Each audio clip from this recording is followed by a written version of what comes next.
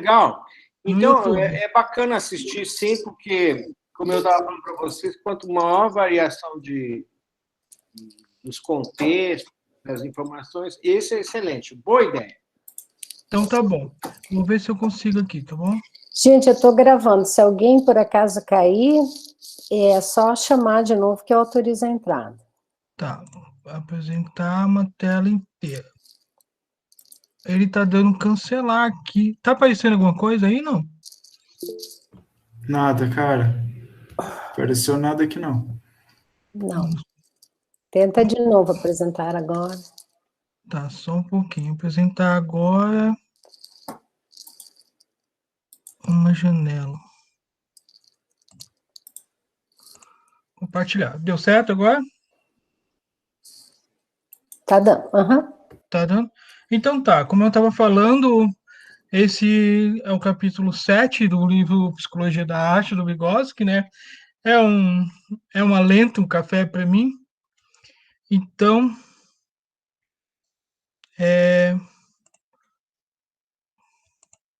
como eu estava dizendo, ele trata, nesse livro, ele faz uma mudança no capítulo passado, que ele vai fazer uma análise da fábula para uma análise da novela, de um conto, né? Vygotsky fala que, no momento, conto como um organismo artístico. Então, eu vou projetar o filme aqui, tá?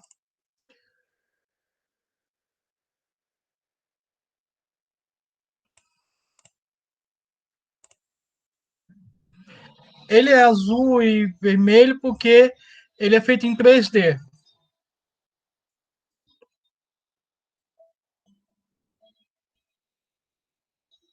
Christopher, para nós não entrou.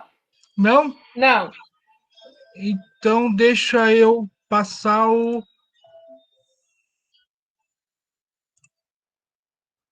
Deixa eu retornar aqui.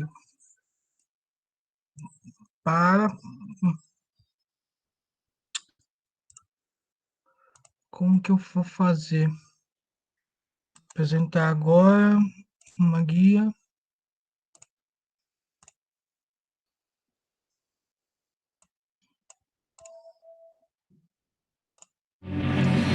Agora deu certo? Sim, agora sim. Sim. Estão me ouvindo? Sim.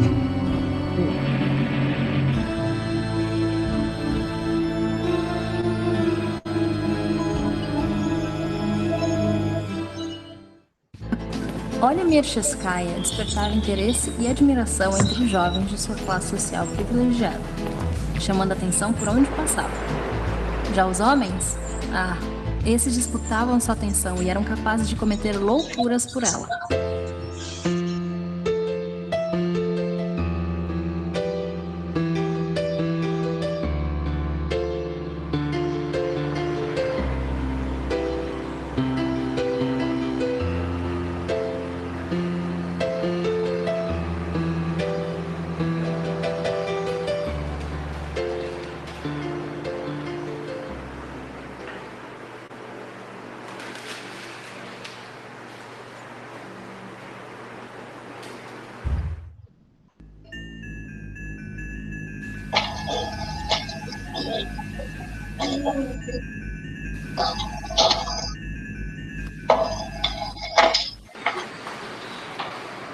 Senhorita Mircheskaya, te aguardo em minha sala.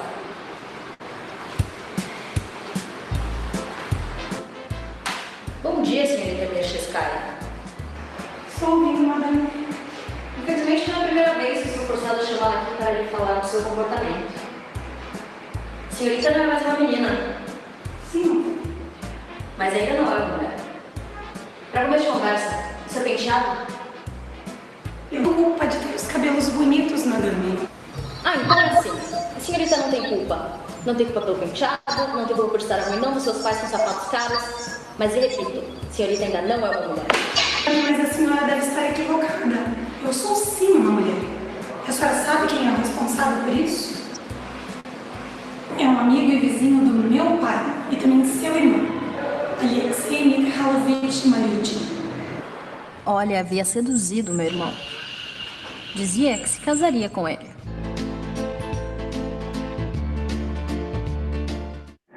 Mas no dia do assassinato, ela o entregou ao seu diário. E lá estava escrito o quanto ela zombava de todo o sentimento que ele tinha por ela. Na verdade, o que ela sentia era nojo dele. No diário, ela contava que até saía com ele. Porém, ele seria um tolo por pensar que um dia se casaria com ela.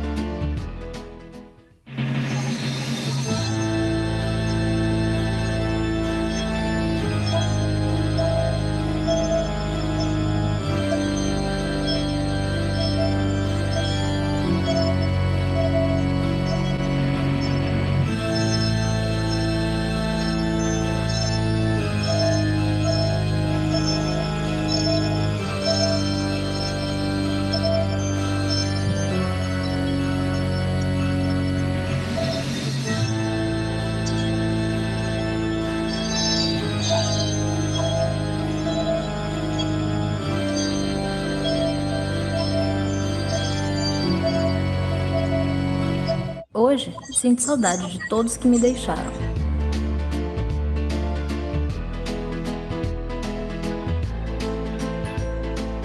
E apesar de tudo, me lembro da menina cheia de vida que ela era.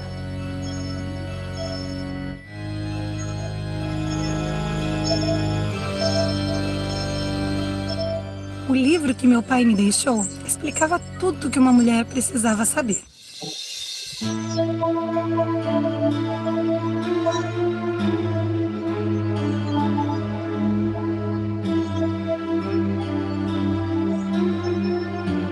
Mas o mais importante era o leve alento. E esse leve alento agora voltará a se espalhar pelo mundo, naquele céu de primavera.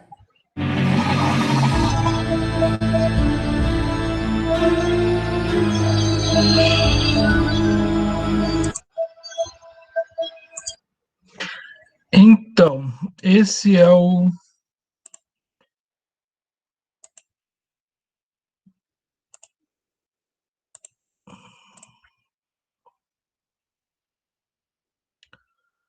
Ai, gente. Alô, vocês estão aí? Sim. Sim. Ah, tá bom, porque dá um medo de não estar. Então, esse vídeo, ele tem um pequeno resumo de tudo, né, do conto, né? Então, assim, o título, como se chama, Leve Alento. O final é a menina, ela fala desse livro que ela leu do pai dela para uma colega da escola. E aí ela diz que o livro dá muitas dicas para ser mulher, uma coisa nesse gênero, e uma delas é esse alento, né? E que é importante ter esse leve alento. E que ela percebe que ela tem esse leve alento dentro dela, né? E que ela se sente bem por isso, né? Que ela já se sente um pouco, né? Não é bem o que ela quer dizer, mas é um pouco mulher. E quando ela morre, né, ali, a preceptora, que é aquela mulher de preto que está vendo ali o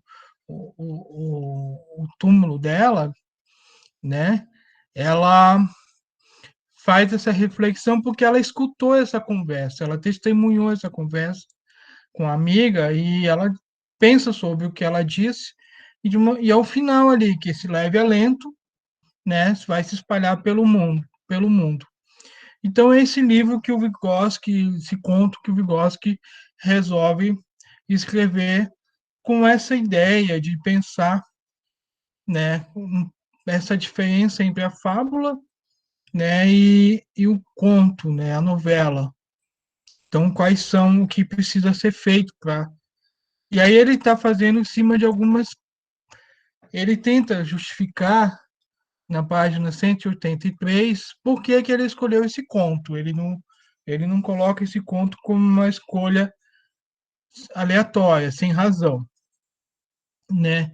Ele fala que é uma novela clássica e moderna, ele já veio com esse olhar, né? Ele considera que tem seus méritos artísticos, que tem uma narrativa, que é uma narrativa que, inclusive, é um modelo, né? E ela ainda não foi um objeto de racionalização, né? De estudo, o pessoal não dissecou esse livro, esse texto, a ponto de criar algumas coisas que ele percebe que, de repente, poderiam até conflitar com o que ele está querendo falar, né? Que ele chama de lugares comuns, assim, poxa, ele está protegido de algumas coisas que poderiam ter que gerar conflito entre os textos de Shakespeare e das fábulas do Chris Love, né? Então ele coloca assim, para a gente pensar um texto, a gente tem duas coisas importantes, o material e a forma. E é interessante que aqui ele coloca uma visão sobre o escritor e o ator, né, o autor, que a gente chama desses dois, ele chama ali no texto de poeta. Então, o material, ele fala assim, tudo aquilo que o poeta utilizou para escrever o seu texto, né, ali no dia a dia, onde ele tirou a sua inspiração, as histórias, todo aquele material que ele utilizou para escrever o texto, o conto. E eu acho muito interessante essa maneira que ele está chamando de poeta, porque ele gera um distanciamento no sentido até técnico, no sentido de uma coisa racional, ele chama no sentido até de um artista mesmo, né? De uma pessoa que vai inspirar, que vai elaborar. E aí, outra coisa que ele vai dizer é a forma, né? Que aí já é mais elaborado, no sentido assim, que a forma da obra é a disposição desse material, e aí tem duas coisas, além da disposição, ela tem leis da construção artística, né, do conto, né? Tem algumas leis, mas o texto ele cita duas leis só, assim que eu observei com clareza. Uma é, inclusive, uma lei sobre a destruição, que ele vai falar assim que destrói um texto ali do texto, e uma outra que é uma tensão psicológica que ele coloca ali. Mas, né, partindo da pergunta, né, qual é a diferença entre fábula e novela, ele percebe que quanto mais próximo do conto, quanto mais trabalhado, mais próximo de uma arte, né? E para fazer essa diferenciação, ele parte do olhar da poesia, sabe? E é isso que eu lembrei muito do que quando o Pedro falava no encontro passado, ele falava assim, como a poesia quebra, né? Ela quebra muito. Isso me deu uma reflexão no sentido disso. E aí, esse olhar poético que o poeta, vou falar esse termo, utiliza para escrever o conto, ele vai ficar mais próximo da arte. Mas como que isso acontece? Aí o Vygotsky, ele fala assim, bom, vamos observar o esquema da disposição do texto. E ele faz um esquema mesmo, ele coloca duas pessoas, né, são duas personagens, a menina, a Olha, e a preceptora. E aí ele faz um esquema meio cronológico, assim, da vida de cada uma delas. Ele coloca da infância até o túmulo, né? A mocidade da menina, o episódio daquele cara que ela dá um pé na bunda, dá um toco, e o cara se suicida, tem coisas assim. E aí ela conversa sobre esse alento, né, com a guria, amiga dela. Chega um rapaz que há uma relação de interesse ali, né? E aí ela fala do diário, né? O inverno dela, onde ela caiu, né? O episódio com o oficial, a conversa com a diretora, o assassinato, o funeral, o interrogatório que o oficial faz com o juiz, onde ele entrega o diário, né? E aí ele relata por que ele matou a menina, e, por fim, o túmulo, né? E aí tem a preceptora, né, que é uma outra pessoa que está ali, que acompanha o que aconteceu, mas ela está relacionada à fantasia do irmão, né? Ela tem essa fantasia em relação ao irmão, que é uma das pessoas com quem a menina se relaciona. Mas ela também tem uma fantasia dela como pessoa, né? Quando ela se frustra com o irmão, essa pessoa trabalhadora, como é que deve conduzir o trabalho e tal. ela testemunha, como eu falei, a conversa sobre o leve alento, né? Ela tem uma fantasia em relação à menina, e aí ela passa a ir ao túmulo, né? A datas festivas e fica ali. E ela encerra o texto. Mas o Vygotsky, ele coloca assim, veja só, vamos diagramar aqui, vamos pensar assim. E aí, por que que a gente tem, né, uma fábula, ele meio que corre, né, uma narrativa que corre. E o conto tem uma diferença, ele tem alguns acontecimentos que não necessariamente acontecem numa ordem cronológica. Tanto é que o fim da história, não são a respeito do túmulo, é o começo do conto. Já fala da menina morta, né? Que aí caracteriza a menina morta, né? Que ela é uma menina, que é adolescente, que ela é rica, essas coisas. Então, você já começa a história sabendo que ela morreu e que ela é bonita, e aí vai, a introdução dela. Então, você já sabe o fim do conto, né? E aí ele coloca assim, bom, ali, né, você vai começar pelo fim. E aí ele coloca que tem vários, vai e volta, o enredo da menina se mistura com o enredo da preceptora, e aí ele fala que isso ele chama assim, os acontecimentos. Aí ele fala, existe uma curva melódica, são várias curvas melódicas. Eu achei muito interessante isso, por quê? Porque ele trabalha no sentido da melodia do texto, né? Ele vai colocando assim da qualidade do texto. E aí ele vai trabalhar assim, existe no texto o ritmo do texto, né? E é realmente, é muito comum encontrar pessoas que estão lendo um livro e elas relatarem assim, como é que estão isso? Ah, eu tenho dificuldade com esse livro. Por quê? Porque ele é um livro pesado, o texto é pesado, ele é quebrado, é mais devagar, né? E aí eu lembro por exemplo, do Grandes Sertões Veredas é um exemplo disso, né?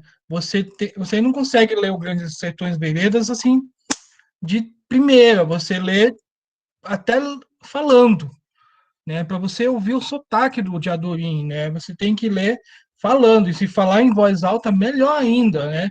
Porque o texto ganha vida, assim. Se você lê em silêncio, num ponto de ônibus, você vai travar o texto, você não vai conseguir ler o texto. E aí o texto trabalha, inclusive, a tua respiração, né? Então ele tem um ritmo ali. E o Vygotsky reconhece isso. Ele vai colocar, vai e volta, essa trama que vai fazendo, e aí ele vai no próximo ponto que ele vai dizer assim, olha, a melodia e o verso são os recursos técnicos da escrita, inclusive as leis, né? Mas as descrições. E aí ele faz uma pergunta: por que o artista, o poeta, ele tem que escrever, não escreve numa sequência cronológica do evento, ele não escreve numa sequência linear? Né? Por que fazer uma trama da escrita? Daí ele fala uma coisa assim, por que o artista não se satisfaz com isso? Ora, mais à frente, é pelo enredo, pela melodia do texto, pela sonoridade, como eu falei, e principalmente porque o artista trabalha a linguagem do texto. Né? Ele é meio que, por ser um artista, ele meio que assume uma função que eu vou chamar de artesão da palavra, porque ele vai dar o sentido, como poeta, que ele dá ao texto. Então, é interessante, nesse momento, ele falar em linguagem. Né? A linguagem ganha uma outra qualidade, ela ganha uma outra dimensão. E daí eu puxei um texto, um poema do Geraldo Azevedo, para exemplificar isso. Então, olha só, esse poema é assim: Diana me deu um talismã. Viajar. Você já pensou em ir, mas eu viajar? Quando o sol desmaiar, vou viajar. Diana me deu um talismã. Viajar. Você já pensou em ir, mas eu viajar? Quando o sol desmaiar, vou viajar. Olha essa sombra, esse rastro de mim. Olha essa sobra, essa recha de sol, que da poeira tossiu, que da poeira. O que é quem é Diana? Pode ser uma mulher, mas se for aquela que a gente conhece, que é a Diana, a caçadora, e que se for justamente o talismã dela, a seta, a flecha. E aí ele pede para viajar e pode ser uma flechada, o voo da seta, que vai acertar quando o sol desmaiar um alvo. E se ele for o alvo? Entende isso? Se ele é o alvo, aí vai fazer mais sentido ali na frente essa sombra, que é a negativa, né? Quando o sol desmaiar, ele cai, o alvo, e essa sombra, esse rastro de mim, né? Que é a negação ali do acontecimento, essa sombra, essa resta do sol, o alvo, que da poeira tossiu, que é a Diana indo embora. Isso é uma interpretação que eu estou fazendo agora.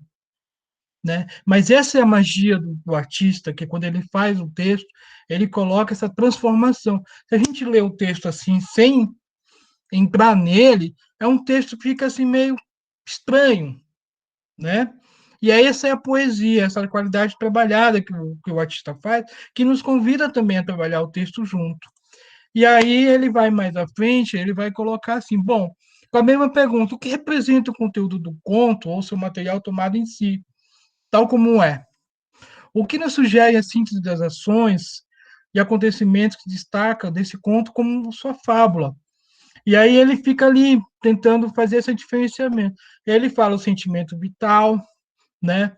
O conto é sobre quem, né? Sobre as emoções, sobre as histórias, sobre a personagem, ou sobre o leve alento.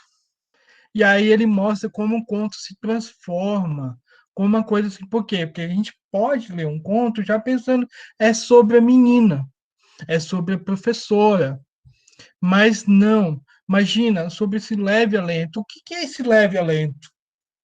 Tem uma parada até subjetiva nisso, né?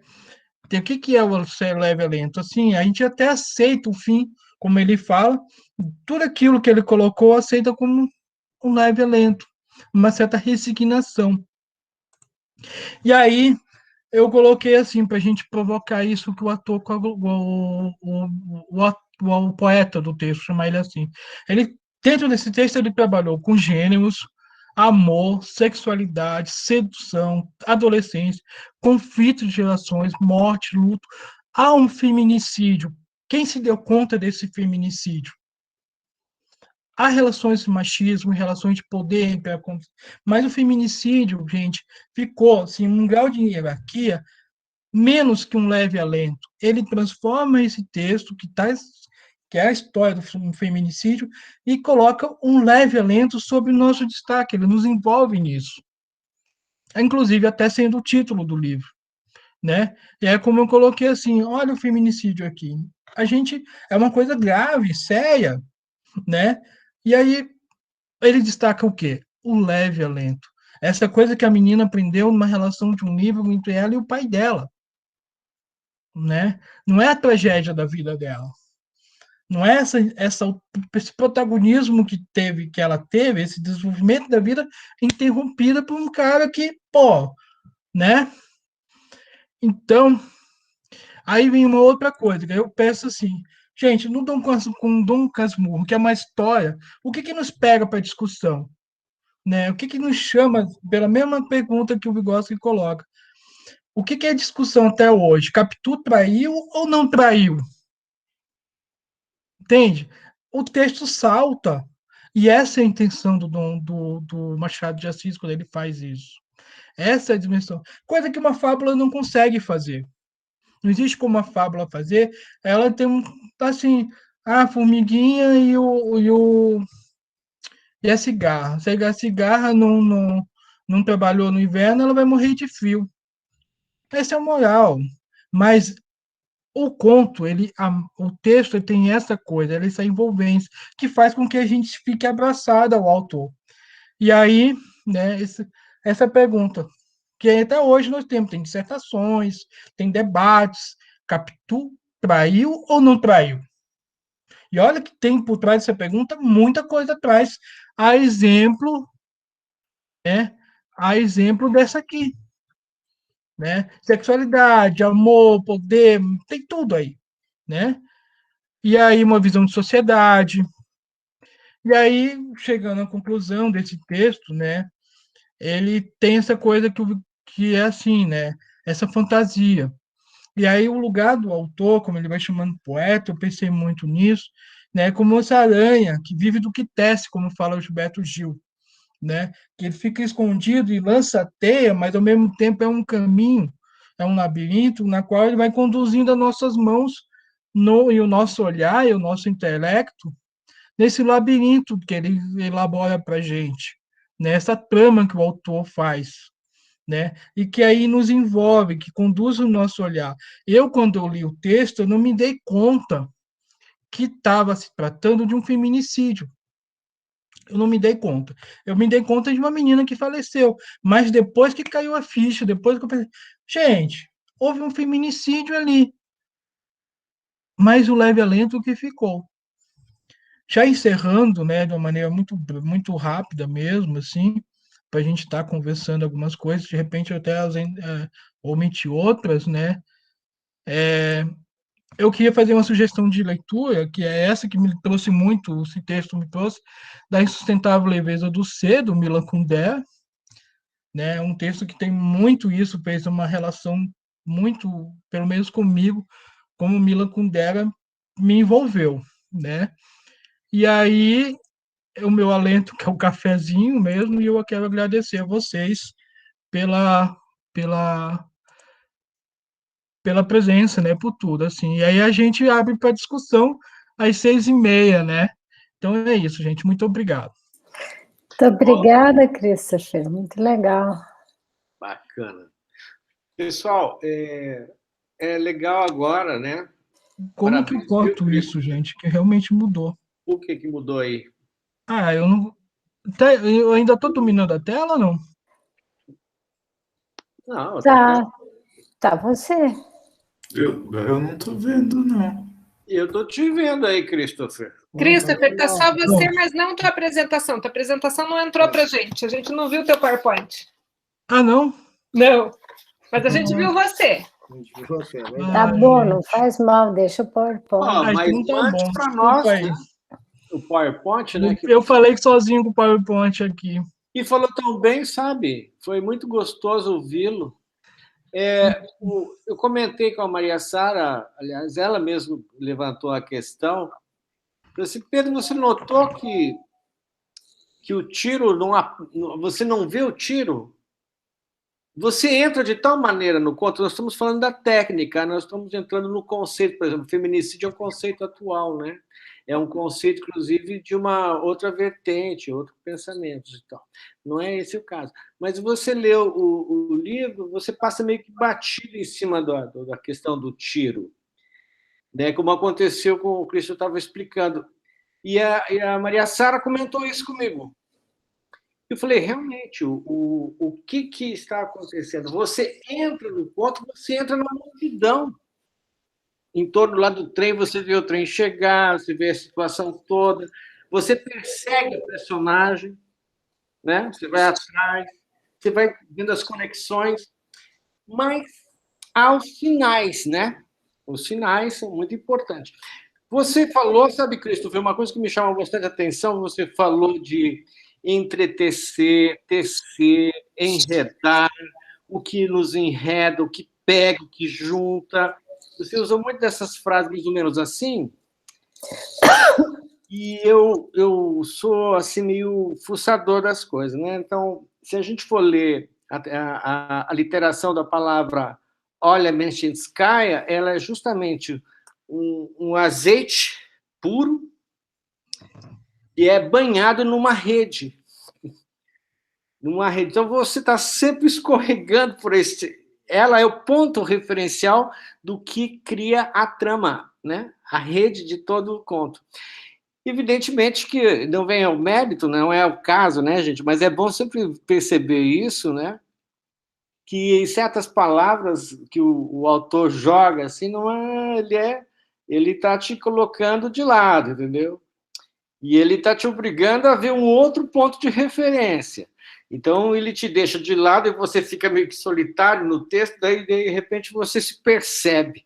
É muito interessante porque o texto também faz você se perceber, né? Que é o que o Christopher falou no final, que está aqui no texto do Vygotsky, muito bonito, que é justamente esse alento final, que o texto nos alenta. Agora, uma coisa que falou também o Christopher é que não é a diretora que está lá no cemitério, não é dito isso. Não é. É uma outra pessoa, ele usou essa frase. É a professora dela, algo mais próximo. Agora, o Vygotsky trata muito bem de dizer assim, não são as questões das relações que são perdidas, da formação moral, de valores, etc., que nós estamos tratando. Isso já está evidente porque o autor nos coloca na cara. Morreu assim, ela aprontava e tal. Mas isso ele diz para você pensar. Quais são os teus pensamentos, os teus valores morais, teus sentimentos, tuas percepções de vida, tuas relações sociais comunitárias? Ele nos coloca isso também. É terrível. O texto vai abrindo de tal maneira que você vê aquela senhora, né, completamente enlutada pela morte de uma beleza que houvera um dia ela tivesse, que ela se estabelece, se posiciona na vida dela, que é uma paixão de querer ser, de se tornar quem seja. Porém, o que manda no texto, que nos obriga a entrar nesse circuito, nesses desenhos, né, de como é que as formas vão se estabelecendo, o ritmo da história, como é que isso é desenhado? Porque essa propositada terrível do autor de nos colocar numa situação tal que chega ao final que nós somos alentados. Algo nos toca, mas são esse algo em quantidade, não é pouca coisa. Então, assim como você estava falando da fábula, você falou da formiguinha, eu tenho aqui, por acaso, eu trouxe para o meu filho, né, as historinhas do Pushkin, as historinhas muito bem desenhadas e tal. Hã? Mais pertinho não dá para ver o desenho. Foram desenhados por um dos grandes miniaturistas, né? Esse lá, russo, né? Bem legal, texto bacana. Eu posso abrir aqui a carinha lá do Pushkin, né? Dá para ver aí? Eu faria questão de mostrar para vocês ao vivo, deixar vocês folhearem à vontade, sabe? E é muito divertido de ler também. Mas eu queria dizer para vocês é que ele diz lá, voltando lá à fábula, que a fábula chega de tal maneira, tão técnica, tão perfeita assim na sua atitude, que o Pushkin tem o hábito de colocar, por exemplo, o final moral, uma outra coisa. Quer dizer, ele ainda te coloca no trampolim, você vai saltar, não se sabe se a piscina está cheia, entendeu? Ele te engana, inclusive, até nas questões morais. Eu estava falando com esqueci, que faz continhos na sala de aula e tal. Então, nem sempre, e não é certo também que dizer para a criança que essa é a função moral. Pode ser naquele momento, naquele instante, em relação a toda uma contextualização. Mas o problema sério da fábula é que ela explode em várias outras conexões. No entanto, o conto não. Essa narrativa não. Ela te leva para vários lugares. E em cada lugar tem uma outra situação. Você não vê o tiro. Você não entende como uma menina rica, etc., tem tal propensões, se movimenta, mexe com as pessoas, etc. Você não entende também como que essas relações estão perdurando na escola. Será que o autor também não está dizendo assim que todas essas dores se relacionam ao nosso aprendizado de vida? Mas, enfim, são tantos dramas, como o mesmo Christopher mostrou muito bem, aliás, que nós nos alentamos. Nós ficamos arrasados com tudo isso aí. E se você lê, você vai ter o choque imediato da morte. E, de repente, isso vai te levando para uma direção, daí te traz para outra. Você vê a pessoa passando, você vê o acontecimento, você vê essa questão da sexualidade, do desenvolvimento. Você vai saltando isso tudo, você vai procurando lógicas, né? Como é que a gente fez, né? Ah, isso aqui é feminicídio, ah, isso aqui é abuso, ah, isso aqui não sei o quê. A gente tenta colocar em caixinhas, mas o autor nos dá uma rasteira, nos dá um utigari, né? Para quem é do judô, te dá um empurrão e você cai de repente. Falei assim, mas não é isso que ele está falando? Ele está falando da solidão dessa mulher? Ele está falando desse... Ah, ele está falando de nós. Ele está falando de nós, quanto que a gente vai ao cemitério da nossa existência, da nossa juventude, do nosso tempo, quanto que nós pranteamos o amor perdido, a história de família, os desejos, as paixões, os nossos gostos, as nossas vontades mais íntimas, quanto que nós estamos pranteando com ela. Então, a história não é da Menchinskaya, ela é justamente essa teia, da qual nós caímos nesse olhado dessa teia, e somos levados até chegarmos aonde? A nós mesmos. E a gente põe para fora. Bom, há muita coisa para falar desse texto, mas, basicamente, é uma técnica em que o final é o início. Quem inicia o texto, gostaria de saber? Acho que a gente pode abrir, né? Ah, desculpa, vamos abrir sim. Eu estou só falando, e, por favor, não é só eu. Tu participo só do grupo, né? Eu só estou comentando o seguinte. Quem começa o texto? Nós mesmos, né? Nós que averiguamos. Tudo é documentado. Tudo tem um documento, uma razão de ser. Inclusive o diário. Tudo. Todos os movimentos. O nosso pranto. O nosso alento. Muito bem. Vamos ver o pessoal falar. Desculpa o meu modo, se estiver ultrapassando, você pega uma mãozinha aí, tá bom? Não se esqueça que eu gostaria muito, né, de saber quem é, acho que foi você, quem leu o disparo, o tiro. Foi você! Ai, que ótimo! Ai, que amor! A Letícia. Então, nós vamos ouvir a Letícia, por favor, tá? É você, Letícia. Tá bom. Antes eu vou fazer um comentário que eu já estava pensando em falar, a partir do que vocês estavam falando, né, da apresentação do Christopher também, que foi muito boa.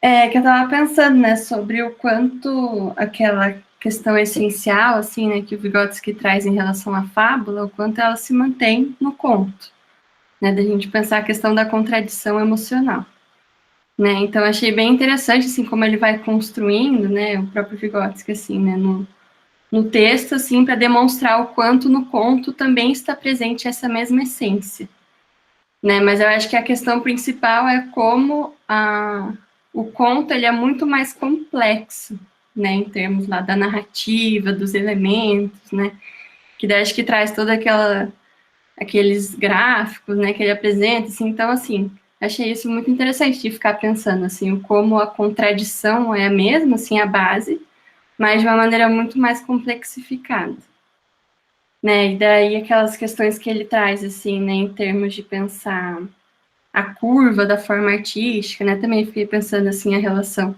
da fábula com o conto, né, então a fábula tem muito mais essa questão linear, né, essa linha reta, e daí o conto já traz essa curva, né, e o quanto essa curva daí traz aqueles elementos que eu achei muito interessante, assim, né, de pensar nessas duas distinções da curva, assim, lá da anatomia da narração, né, que seria lá a sequência, né, dos eventos, então A, B e C, mas daí apresenta como C, B, A, né, então a gente pensar um tanto essa questão do esquema mais estático e a questão da fisiologia, né, da gente pensar o próprio movimento a direção do movimento, né, o sentido desse movimento, que acho que é aquilo que o Pedro estava falando, assim, qual é a função de cada um desses elementos.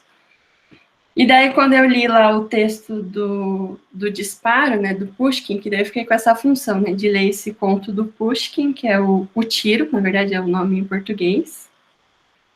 Aí eu não sei muito como fazer, porque acho que não faz sentido eu falar sobre o conto aqui, né, mas também as pessoas não leram, assim, daí eu fiquei meio nessa contradição, assim, de como fazer. Mas eu acho que dá para recomendar, assim, né, para todo mundo ler esse conto, assim, que é bem interessante, é bem fácil de achar na internet. E daí o que eu tentei fazer foi um tanto pensar esses elementos que o Vygotsky apresenta em relação ao leve a lento, pensar também em relação a esse conto do Pushkin, né, do tiro. Vou pegar aqui as anotações. O que você acha? Você acha que faz sentido eu tentar descrever o conto? Conta tuas impressões, Letícia, fica à vontade, a gente ainda tem tempo, agora eu fiquei bem curiosa com o teu tiro. Sinceramente, Letícia, qual que era a malandragem?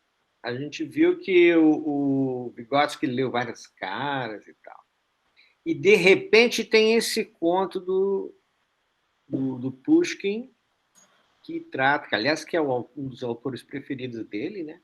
Que trata justamente desse acontecimento. Eu acho simpático essa boa provocação nossa de você contar o que você viu, que história é essa, para que não só as pessoas queiram ler, né? Mas que a gente possa fazer um contraponto, uma percepção em relação ao conto principal do Boninho que está aí, que nós acabamos de ler. Que, aliás, é bacana também conhecerem quem é esse cara, né? Que é interessante. Bom, eu gostaria muito de ouvir, né? O que vocês acham? Vamos saber o que a Letícia leu para a gente ver quais são as correlações. Eu sugiro. Vamos lá. Tá, então tentando resumir, né? Esse conto do Pushkin chama O Tiro. E daí eu não li muitas análises, assim, até vi, né, que tinha umas análises falando do contexto histórico, assim, eu não li nada disso, não deu tempo, assim, até se tivesse tempo teria ido atrás, mas não deu. Eu fiquei mesmo no conto, assim, nas minhas impressões. Aí, basicamente, o que ele relata existem alguns soldados, assim, né, pelo que eu entendi, são pessoas ligadas ao exército, né, então eu vou chamar de soldados, que moram numa vila, e daí nessa vila, assim, ele descreve um tanto, né, dessa vida cotidiana dos soldados, né, que pegam, levantam, fazem essa rotina de tiro, de exercitar os disparos, de fazer seus exercícios, e daí como na vila não tem mais nada para fazer, assim, eles sempre acabam se reunindo, bebendo, comendo, assim, entre os próprios soldados, assim, fazem jogos, né, se provocam, vão vivendo a vida ali. Aí, entre esses soldados, existe um cara, assim, que ele é mais velho, assim, né, do exército, que ele é como se fosse um aposentado, que mora ali na vila também. E ele é um cara bastante misterioso, assim, ninguém sabe muito sobre a vida dele, mas ele recebe sempre esses soldados para comemorar, beber e tudo mais. Aí tem um determinado dia que tem um soldado novo, assim, na vila, né, que vai lá também nessa celebração na casa dele, e acaba provocando ele de alguma forma, assim, né, esse soldado aí aposentado. E daí ele é provocado, assim, e o dono da casa, né, que é esse soldado mais velho, ele não reage muito, assim, né, ele deixa as coisas se esfriarem e deixa esse soldado ir embora, assim. Só que existe uma cultura ali, né, no exército, assim, de quando você é provocado, você não deixa isso baixo, né, você vai lá e você revida, né, você reage de alguma forma como se fosse para manter a sua honra. E daí isso acaba gerando um certo desconcerto ali na cidade, né, porque era um homem bastante valorizado pelos soldados, mas por ele não reagir a essa provocação, isso fica meio estranho. Aí o que acontece é que esse soldado aposentado recebe uma carta, e daí ele não fala, não avisa para ninguém o que aconteceu, ele só fala que ele vai precisar sair daquela cidade, naquela noite. Mas daí um dos soldados, que é o narrador, ele é um pouco mais próximo desse soldado aposentado, e daí ele é o único que fica sabendo qual que é o conteúdo dessa carta. E o que acontece é que esse soldado aposentado, assim, ele teve uma situação de conflito, assim, quando ele era soldado, né, mais novo, assim, em que um outro soldado lá tinha provocado ele, eles tinham se estado em uma situação de duelo por tiros, né, os dois eram atiradores, tinham ficado nessa situação de duelo, mas isso não tinha sido resolvido. E daí ele tinha ficado com essa pendência, que era esse inimigo dele, que ele precisava ter resolvido essa situação. Então é isso que ele vai fazer, né, resolver essa situação desse duelo aí que não foi resolvido. Aí essa é a primeira parte do conto. Aí pula alguns anos, começa a segunda parte do conto, né, com a narração desse mesmo soldado aí, que era o amigo mais próximo dele. Ah, não sei se tá dando para entender, porque é meio confuso. Mas, deixa eu pensar. Aí tá falando da vida desse soldado aí, né, que ele se mudou lá para uma cidade, tá vivendo sua vida cotidiana e tudo mais. E daí chegam uns vizinhos ricos lá, que moravam no mesmo vilarejo que ele, chegam na casa e ele não conhecia esses vizinhos. Aí ele vai lá conhecer, acaba tendo um jantar e tudo mais, e daí no fim ele descobre que esse vizinho rico dele era a mesma pessoa que tinha estado nesse duelo mal resolvido com esse soldado aposentado. Esse deu para entender. Mas, enfim, daí chegou e conectou as histórias, né? Então, primeiro o narrador conhecia um soldado do duelo, e agora, no fim da história, ele conhece a outra pessoa que estava do outro lado desse duelo. E daí o que acontece, assim, no final, é que ele acaba descobrindo o que acontece com esse amigo dele, o soldado aposentado, que é o Silvio, né? Se eu tivesse falado o nome, talvez fosse mais fácil de entender. Mas esse soldado aposentado é o Silvio. E daí ele tinha sumido, né? Desde a vez que ele tinha saído daquela cidade, ninguém nunca mais tinha ouvido falar dele. Aí, quando ele tá no jantar na casa do vizinho dele, ele descobre, então, que esse mesmo vizinho dele o Silvio tinha reencontrado ele para finalizar aquele duelo lá que tinha ficado mal resolvido no passado. E daí eles se confrontam, né? Nesse duelo, o cara tá contando para eles, né? Que os dois se confrontam. O Silvio tem a chance de fato, atirar nesse inimigo antigo dele, dessa história que ficou mal resolvida, mas, no fim, ele acaba não atirando. Por quê? Né, qual que é a resolução, assim, que eu entendi, né? Que, na verdade, o que o Silvio buscava não era tanto atirar e tirar a vida do seu inimigo, mas o que ele queria ver era o medo do seu inimigo da morte. Então, na medida em que ele viu que, de fato, o inimigo dele estava, assim, suplicando pela vida, de alguma forma, né, e que o Silvio tinha, de alguma forma, esse poder, assim, né, ao estar apontando a arma para a cara dele, ele já se deu por satisfeito, né, e o conto é basicamente isso. Eu sei que ficou confuso, né, é difícil explicar as coisas. Bom, pessoal, esse conto foi uma provocação, né? Está aqui que é uma morfologia do disparo do Petrovsky, o problema poético, né, o problema da poesia, alocada, evidentemente, no texto, mostra o seguinte. Bom, primeiro eu vou falar só sobre um contexto, né, que é interessante. Os russardos, né, eram pessoas extremamente violentas, né? Os cossacos eram também russados. Existem os russados poloneses, por exemplo, que usavam duas asas atrás do cavalo, então eles corriam com aquelas asas nas guerras naquela época, no século XIX, inclusive, teve muito tempo. Século XX foi bastante tempo. Nós temos os dragões da independência, que são muito parecidos, mas não são. Os portugueses tinham outro tipo de russado, todos os países tiveram. É uma história bastante maluca, né? Porque eles acabaram se tornando também pessoas que vendiam os seus serviços como militares, né? Porque eram muito hábeis com as armas, né? Como a Letícia acabou de lembrar, eles eram bastante práticos nisso. Agora, o autor principal dessas historinhas doces aqui, cheias de mistérios, não são tão doces. Elas são lineares, em geral, né? Mais lineares do que o conto que faz todas aquelas peripécias, né? Mas o autor Que tragédia dizer isso, né? Porque o autor é outra pessoa, né? O autor não é a história, né? Essa humanidade. Ele era um camarada que participou de muitos duelos, o Pushkin. E morreu devido a um desses. Morreu devido a um duelo. E este conto, tragicamente, este conto aí em específico, o Russardo vem com um chapéu, né? Caindo amoras, assim, frutas, né? Aquelas frutinhas vermelhas, e vai comendo e desafiando o atirador, porque um fica frente ao outro, um primeiro atira, depois o segundo atira. É essa a tradição, né? Tem os padrinhos e tal. E foi com ele que aconteceu. Então, o conto conta a sua própria história de vida. E ele era esse cara que estava comendo. E ele não matou o sujeito. Não atirou, não matou. Né? Este enfrentamento. Agora, o conto não é justamente a questão do disparo, mas a falta do disparo.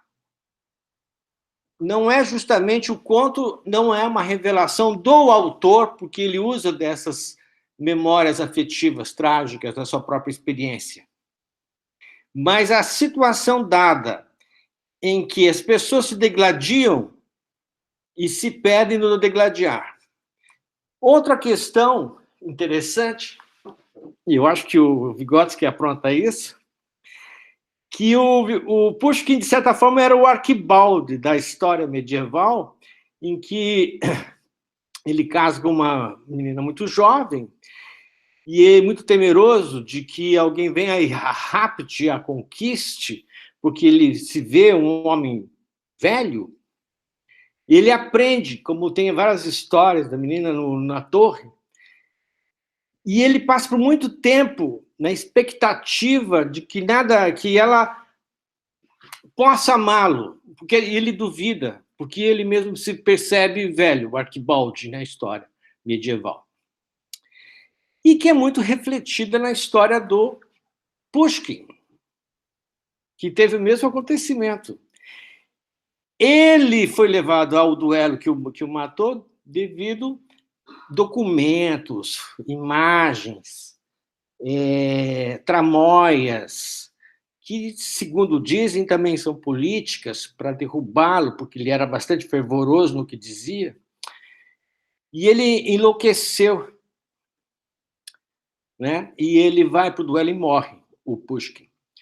Mas essa situação é também interessante porque, no caso do Arquibaldi, depois que a esposa fica grávida, provavelmente do terceiro, do outro, ou não se sabe, ele libera tudo, deixa a vida solta, ele se transforma numa outra pessoa. E ela vive feliz com ele. E ele tem um filho. Por quê? Qual que era a razão comunitária e social das épocas em relação a essas entremanhas? Era justamente ter a possibilidade de que os bens sociais, culturais, se mantivessem em família e tal. No caso, voltando ao conto do disparo, não é tanto a história do Pushkin, mas o valor moral, social e cultural de que a força de um ato é suficiente em relação à resposta que esse ato vem a acontecer. Ele já é suficiente em si mesmo, ele já se mostra crudento demais para que haja morte. Ele é horrível demais para que aconteça mais uma desgraça.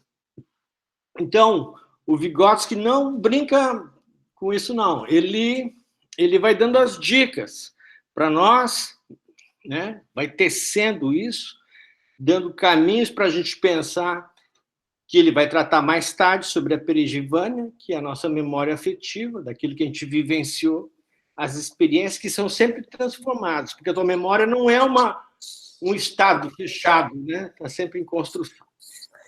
É isso, olha, parabéns, eu gostei que você leu. Você gostou de ler, né, Letícia? É interessante o conto, ele é maluquinho, né? Um conto que não tem uma sequência certinha, não, né? O que você achou? Sim, então, eu até fiquei pensando a partir disso, né, assim, o que, que daria para traçar de relação, né, com esse capítulo que a gente pensou, assim, que a gente leu hoje. É legal. Tem a ver no sentido de que o alento é justamente esse peso de que não foi feito tudo. Nós somos os autores do disparo, que não ferem ninguém, mas que ferem a nós mesmos pela nossos valores, né? Eu acho que é muito legal, Letícia. Muito bacana, né? O Pedro, as observações aí, muito legal. Eu queria só fazer uma observação do quanto a gente vai guiado pelos símbolos, né? Pela descrição da cruz, do medalhão, dos elementos simbólicos, o quanto o nosso pensamento, as nossas emoções vão na descrição do contexto em outros elementos que talvez seriam periféricos e que o autor faz na narrativa com que sejam centrais, né? Você chega a ficar imaginando a coroa de porcelana e tal, né?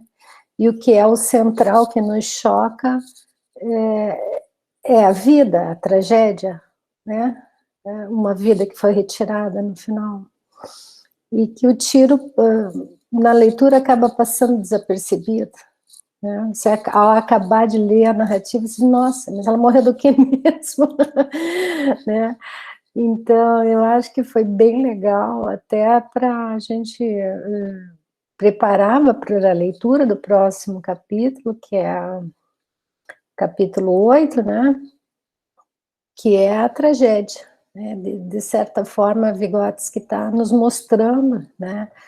Aonde estão nossos mortos, né? Como é que a gente percebe a tragédia da vida humana, né? Essa narrativa é muito interessante no capítulo 8º, né? Então, um capítulo do Shakespeare tem o capítulo 8 e o capítulo 9. Eu acho que a gente pode pensar quem é que vai apresentar na próximo capítulo 8 e o 9, porque também não são capítulos muito grandes, né?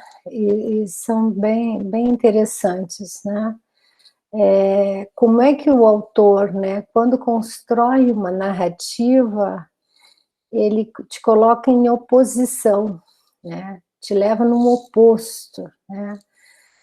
A dor, a sensação de pesar, o sentimento artístico, ele é diferenciado, né? A reação estética. Então, o capítulo, acho que é o capítulo 9, Vygotsky vai falar da importância da análise da reação estética em psicologia da arte. Então, acho que são dois capítulos fundamentais, o 8 e o 9, e eu não sei se... Oi? A catarse. A catarse, né? Então, depois vem então, a análise da reação estética e depois vem a catarse. Então, a gente teria aí dois capítulos bem interessantes, né? Eu acho apaixonante Shakespeare, e não sei quem teria disposto, né, a fazer uma apresentação. Bueno, agora precisamos aí, quem que vai ler? Eu acho que a gente tinha combinado alguém, não tinha? Flávia, deixa eu só retomar, então. A Flávia Fazion, como se l'appelle, Flávia Fazion?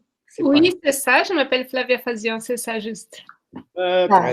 Então, Flávia... Juste, bom. Bom, a questão é o seguinte, a Flávia vai dar uma olhada em texto, eu falei para vocês lerem, sabe, gente? E fazerem assim, até mandei para a Letícia, né, Letícia? Algo assim, você lê comentários, você lê resumos da história, porque tem uma historinha, né? Quem que é esse Hamlet? É bom você focar isso, sabe? Nós vamos focar mais nessa questão desse 8º capítulo. Eu não sei, sabe, Maria Sara, se a gente vai dar conta da catarse, sabe? Que é o 9º. Eu acho que esse 8º capítulo, ele é pequenininho, mas ele pega. Então, a gente fica só com o capítulo 8, né? Isso. Ó, quem que poderia dar uma enxugada boa? Talvez o Antônio Vinícius, a Ana Lúcia, o Sandro. Eu não sei se o Felipe já passou a lista de presença ou não. O Felipe, normalmente, ele não passa a lista, ele mesmo faz a presença da gente aqui. Ele tem feito assim. Eu tenho tirado um print 6h15 e 6h45. Tá ótimo, legal, Felipe. Legal. E outra, assim, desse 8º capítulo, eu sugiro vocês, para vocês, sei que vocês estão muito ocupados de outras coisas, então, olharem na internet o resumo da obra. Primeira coisa, procurarem detalhar. Se vocês tiverem alguma curiosidade em outra língua, é muito interessante você dar uma lida, se possível, né? Se você for fluente, melhor ainda. Mas não é necessário ser fluente, o importante é que você perceba o ritmo, o modo da escrita, sabe? Será que Shakespeare se dispersa tanto assim, né? Outra questão, né? Você vê o resumo, você lê condensados, você pega alguma coisa a mais e você lê as traduções brasileiras. Tem várias traduções brasileiras, umas mais antigas, que tem muitas conformidades da palavra, outras não tanto, outras mais simples. Então, você escolhe uma dessas histórias, mas eu estou sugerindo, independente de ler esse capítulo, que esse capítulo você sai matando. E vai anotando do lado coisas estrambóticas que surgiram, anota. Mas leia, sabe? Leia Hamlet. Leia a história desse adolescente que é um príncipe da Dinamarca. Tá, então vamos ficar com a Flávia, que faz a apresentação, e alguém para fazer um comentário, é isso? Pode ser. Eu sugiro aqui, quem é que está aqui que gostaria de ler? Vamos lá.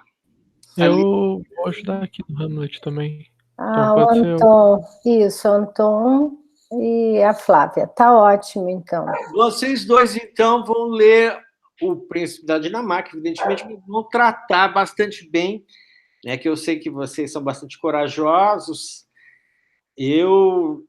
Esse texto aí, o 8º, não é batatinha, não, viu? É quando nasce... e a gente vai se esparramar pelo chão. Mas, graças a Deus, estamos todo mundo junto, né?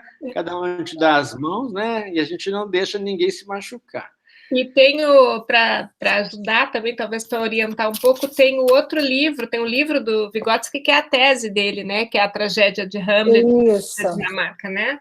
Perfeito. Esse 8º capítulo, a tese dele é justamente esse, né? Psicologia da arte, né? Uhum. Na tradução brasileira, eles puseram, eu tenho também esse texto, eles chamam a tragédia de Hamlet, príncipe da Dinamarca, como a tese do doutorado. Por quê? Por que ficou assim? Porque é realmente a base, a parte mais essencial, digamos, de todo o trabalho que o Vygotsky vai nos trazer em psicologia e nos levar à arte, né? E ele faz, e é o início, né? Quando ele começa, ele está lá onde que eu achei que em 1916, 1917, quando ele escreve esse primeiro ensaio, né? Essa primeira a monografia, monografia. E depois o capítulo 8, né? E o capítulo 8 ele escreve mais para frente, ele já vai, né, caminhando nessa. Então é interessante também, né? A gente tem como ele começou o pensamento, depois como é que aparece mais para frente. Muito legal, né? É gostoso, gente. Então, teve o ensaio do Vygotsky. Ele era ator, né? Ele foi ator com o Stanislavski, né? O Stanislavski gostava muito deles, era um intelectual, né? Muito fofoqueiro, os dois. Tinha mais um junto, que é o Chekhov, né? Essas coisas são muito interessantes. Viver uma vida muito próxima da arte, do conhecimento. Gente, então, o 8º ficou o Anton. É o Anton, né? Quem que vai... É isso? Isso. Antônio Isso, Fajon. isso mesmo. Muito bem, Antônio. Não estou te vendo, tá vendo? Você ligou, desligou. Antônio Tchekov. Ó, E a Antônio Flávia. Tchekov. Vai ser muito legal, vocês podem fazer o diálogo juntos. A mãe e o filho, né? Lá no... Não! Máximo! Viu, Antônio? Vai ser bem divertido. Aproveite, manda ver, sabe? Leia o texto. E pega a tua mãe ali, juntos leiam o texto, depois nos conte. Bom. Ok, gente. Então, até a próxima, gente. Muito bacana. Todo mundo leia, hein? Por favor, Joyce. Vamos lá tirar nossa foto, o nosso registro. Quem puder, abre a Vamos todo mundo câmera. aparecer aí, faz favor. Faz favor, para ver que tem gente atrás dessa coisa, senão a gente fica se sentindo muito robô. Olha, se vocês vão ler, vão me contar, que eu quero ouvir. Cara, vai ser muito mais que demais. Nossa, eu estou emocionado. Sabe que Hamlet não é batatinha. Agora, vamos discutir Hamlet. Gente, boa semana, então, para vocês. Até a próxima. Obrigada aí pela presença. Tchau, gente. Boa semana. Um abraço. Tchau, tchau. Parabéns, tchau, Christopher. Tchau, Quando a gente obrigado. voltar no presencial, vamos gravar uns vídeos, né? Parabéns, Christopher. Muito show. Parabéns.